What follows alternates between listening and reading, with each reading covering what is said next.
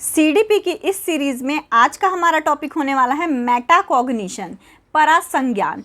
तो हम मेटाकॉग्निशन को आज डिटेल में समझेंगे, फिर इसके साइकिल, मेटाकॉग्निशन के साइकिल को समझेंगे, इसके कैरेक्टरिस्टिक को समझेंगे, इसकी विशेषताएं क्या क्या होती हैं, और टीचर को बच्चे के अंदर कैसी इम्प्रूवमेंट लानी चाहिए कि उनका मेटाकॉग्निशन इम्प्रूव हो। तो ये सारी चीज़ें आज हम समझेंगे जो आपके सीटेट से लेके DSSS सभी एग्जाम के लिए इम्पोर्टेंट होने वाला है। Hello everyone, this is Pragya, welcome back to my channel. तो चलिए मेटाकॉग्निशन के इस टॉपिक को आगे बढ़ाते हुए हम चलते हैं अपने नोट्स की तरफ।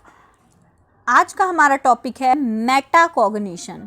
मेटाकॉग्निशन क्या होता है कि बियॉन्ड, मेटा मतलब क्या होता है बियॉन्ड या परा बोल सकते हैं, बियॉन्ड या परा। कॉग्निशन, कॉग्निशन मतलब क्या होता है संज्ञान, संज्ञान या हमारे मेंटल स्किल्स या हमारे थिंकिंग स्किल से जुड़ा हुआ है। मेंटल स्किल या थिंकिंग स्किल से जुड़ा हुआ है। इसमें क्या होता है, थिंकिंग अबाउट वंस आउन थिंकिंग, मतलब थिंकिंग अबाउट थिंकिंग।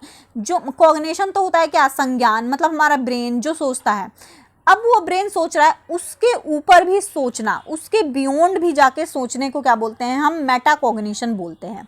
जैसे किसी चीज़ की एबिलिटी को सोचना, मॉनिटर करना, कंट्रोल करना, अपनी लर्निंग को, इसी में क्या आता है, इसी एबिलिटी को क्या बोलते हैं, हम मेटाकॉग्निशन बोलते हैं। इसी में साइकोलॉजिस्ट क्या बोलते हैं, जॉन एच फेलवेल बोलते हैं कि ये इनको क्या बोलते हैं, फादर ऑफ मेटाकॉग्निशन बोलते हैं। फेलवेल क्या बोलते हैं कि जो मेटाकॉग्निशन है वो अपनी ही नॉलेज को जानने को क्या बोलते हैं, अपनी नॉलेज को जानने को ही मेटाकॉग्निशन बोलते हैं।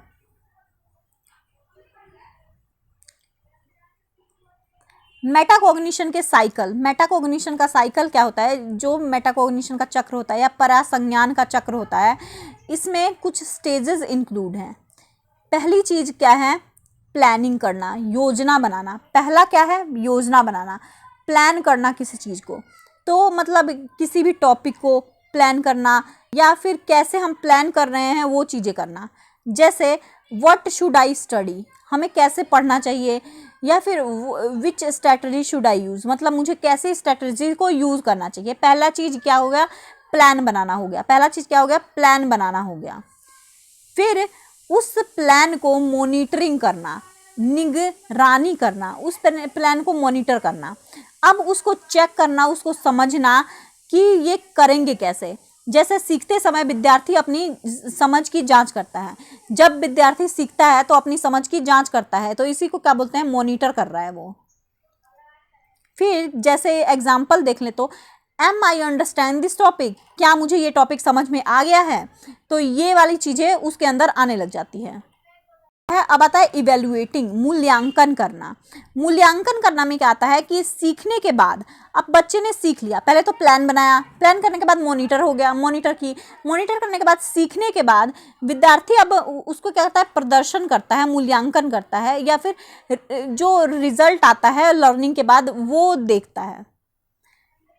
जैसे अगर एग्जाम्पल देते, डिड आई अचीव माई गोल, क्या मैंने अपने गोल को अचीव कर लिया है, वो अपने आप से क्वेश्चन पूछता है। फिर आता है रिफ्लेक्टिंग, चिंतन करना। The learning reflects on strength और वीकनेस। अब विद्यार्थी अपनी जो स्ट्रेंथ है और अपनी कमियों पे विचार करता है। What can I improve next time, मतलब कि अब मुझ में ये कमी है, अब मुझे अगले बार में क्या इम्प्रूव करना चाहिए। तो यहाँ पे क्या करा, बच्चे ने पहले प्लान बनाया। बच्चे ने क्या किया, पहले प्लान बनाया, बनाने के बाद उसने क्या किया, उसको मॉनिटर किया। मॉनिटर करने के बाद कि प्लान बनाया पहले कि मुझे ये करना है, फिर उसको मॉनिटर किया, क्या मैं सही दिशा में जा रहा हूँ, फिर इवेल्युएट किया, ये सही है या गलत है, फिर रिफ्लेक्ट किया, अपनी कमियां और अपनी अच्छाइयों को देखा और उसको अगली बार सुधारने के लिए इसको किया, और फिर वही प्रोसेस चलता रहा। इसी को बोलते हैं मेटाकॉग्निशन साइकिल। अब है अगला characteristic of metacognition cycle. Characteristic क्या है, तो इसमें विशेषताएं क्या है मेटाकॉग्निशन की, तो विशेषता है self awareness, self monitoring, self regulation, goal oriented learning, improve problem solving, develop independent learning. तो इसमें क्या होता है कि बच्चा खुद से ही सेल्फ अवेयर रहता है, अपने आप को ही मॉनिटर कर रहा है कि मेरे में ये कमी है, ये है। सेल्फ रेगुलेशन, अपने आप को ही बता रहा है कि मेरे में ये गलती है, मेरे में ये सही है, मैं ये ऐसे कर सकता हूँ। अपने आप को ही डायरेक्शन दे रहा है, अपने आप को ही एक गोल दे रहा है और उसी के साथ ही बिहेव कर रहा है। इसमें प्रॉब्लम सॉल्विंग की क्षमता भी इम्प्रूव हो रही है। इंडिपेंडेंट लर्निंग को भी बढ़ावा मिल रहा है।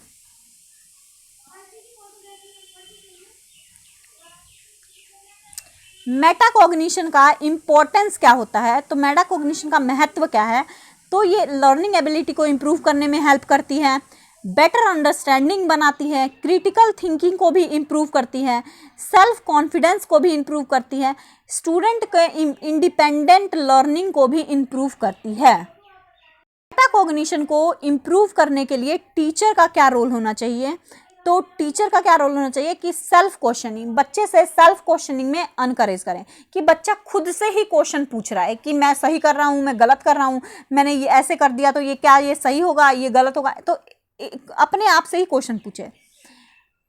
बच्चे को रिफ्लेक्टिव क्वेश्चंस पूछने में हेल्प हो, प्रॉब्लम सॉल्विंग एक्टिविटी प्रमोट हो करे टीचर, फीडबैक रेगुलरली, बच्चे की कमियां को बताए, उसके अच्छाई को सुधारे और बच्चे को फीडबैक देती रहे रेगुलर बेसिस पे, बच्चे की थिंकिंग को अलाउड करे, अनकरेज करे। अब एग्जाम्पल के तौर पे देखें तो मेटाकॉग्निशन का एग्जाम्पल क्या होता है कि बच्चा क्या है डायग्राम के द्वारा बहुत अच्छे से सीख पाता है, मतलब बहुत ज़्यादा बेटर सीख पाता है। अगर बच्चे को डायग्राम बना के दिखा रहे हैं हम, तो वो ज़्यादा अच्छे से सीख पाएगा। अगर किसी चैप्टर को दोबारा पढ़ा रहे हैं तो उसकी क्या होगी, स्टडी और ज़्यादा बेहतर होगी, उसकी समझ और ज़्यादा बढ़ेगी। तो ये था हमारा आज का टॉपिक, यहीं पे कंप्लीट होता है। मेटाकॉग्निशन का टॉपिक बहुत छोटा सा था, यहीं पे कंप्लीट होता है। आई होप ये वीडियो आपको इन्फॉर्मेटिव लगी होगी और आपके एग्ज़ाम के लिए इम्पॉर्टेंट होगी। तो आज के लिए इतना ही, मिलते हैं नेक्स्ट टॉपिक के साथ नेक्स्ट वीडियो में। Thank you so much.